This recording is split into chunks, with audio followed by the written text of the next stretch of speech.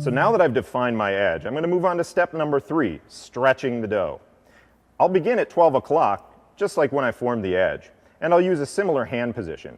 But my hands need to separate, so I'm going to give each hand a different job. My left hand, because I'm right-handed, is going to work like an anchor, just holding the dough in place, while my right hand stretches about to 2 o'clock and rotates the dough back to 12. So let's see that in action. You'll notice I'm keeping my fingertips locked inside that edge, and I'm using a nice flat hand. A flatter hand helps me feel where the dough is thick and where it's thin, so I can work out any irregularities. Notice how flat my hands are. You need to know that I'm not pressing down on the dough. I'm using a light touch on the dough. I need to feel where it's thick and where it's thin. Stretching the dough is an outward motion, not a downward motion, so never press down hard on the dough. Okay, let's check, now that we've got it stretched to size, let's check and make sure it fits. Perfect.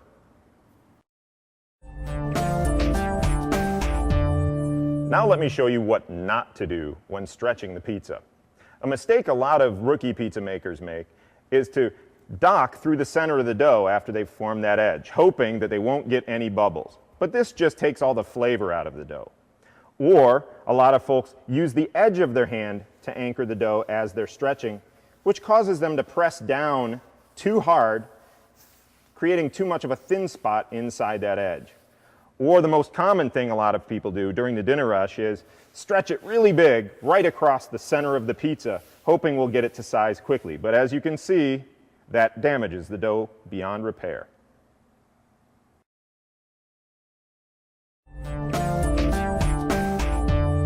Now we're on to step number 4, placing this dough on that pizza screen. I'll use a gentle, light touch with my fingertips and thumbs curled down so I don't stretch or poke and damage the center of this dough. I'll slide one hand under, the other hand under on the opposite side, and give it a little shake to get the excess cornmeal off. And then beginning at 12 o'clock, and roll my hands out from beneath the dough. I'll come back to 12 and very gently work the dough out evenly on both sides until it's perfect. After you've finished placing the dough on the pizza screen, hold it up beneath a ceiling light to see if it's thick or too thin. In this case, we're seeing just a hint of light shining through, which tells us we have a perfect center. If the pizza's too thin, look how much more light you can see through the pizza screen. Now let's look at what not to do when putting this dough on that pizza screen. The first thing is, make sure you don't set your pizza screen in the cornmeal.